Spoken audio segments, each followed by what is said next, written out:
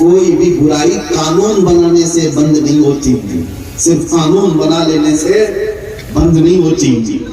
میرے عزیزو، حالات پر بھی کنٹرول ضروری ہے، وہ میرے آقا نے بیان کیا ہے۔ قانون زنا پر اسلام میں سخت ہے، سنسار کیا جائے گا، یہ تو آپ نے سنا ہوگا۔ اسلام میں زنا پر بڑا قانون ہے، لیکن اس قانون تک جانے سے پہلے میرے آقا نے سکھایا ہے نوجوانوں کو، عورتوں کو بھی مردوں کو بھی، یہ کہ اس حد تک پہنچنے کی نوبت کیوں آئے؟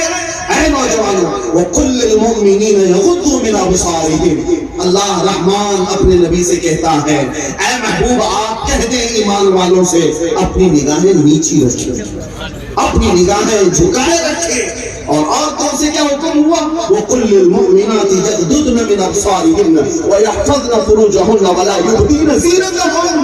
اللہ فرماتا ہے محبوب عورتوں سے کہہ دیں، ایمان والی عورتوں سے کہہ دیں، وہ بھی اپنی نظروں کو نیچی رکھیں اور اپنی شرمگاہوں کی حفاظت کریں اور اپنی زینت کو لوگوں کے سامنے آشکار نہ کریں، اظہار نہ کریں۔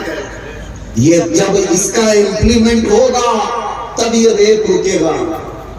قانون اس سے بھی کڑا بنا لو، 40 سال کی سزا کا قانون بھی بنا لو، لیکن حالات ایسے ہی رہے، ادھر عورتوں کو ننگا کر دیا جائے اور مردوں کو آزاد کر دیا جائے تو یہ چیز رکتی نہیں۔ ارے انسان ہے یہ جہاں تنہائی پالے وہ اپنے اندر کا سارا شعلہ نکال کر باہر کر دے گا۔ پہلے ان تمام لیکیج پر انگلی رکھی جائے جس کو اسلام نے ہمیں سکھایا ہے۔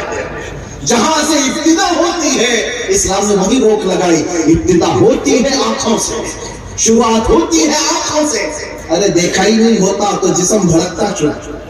اسی لیے قرآن نے زنا کی سزا تو یہ بعد میں بتائی ہے، پہلے کہا کہ آنکھوں کی حفاظت کر، اپنی نگاہوں کی حفاظت کر لو، اور جس کی نگاہوں کی حفاظت ہو گئی، سنو میرے آقا کیا فرماتے ہیں، جس نے اپنے آنکھوں کی حفاظت کر لی۔ اور ایک حدیث میں یہ ہے کہ حضور نے فرمایا جس نے اپنے شرمگاہ کی حفاظت کی، اپنے زبان کی حفاظت کی، میں اسے جنت میں لے جانے کی ضمانت دیتا ہوں۔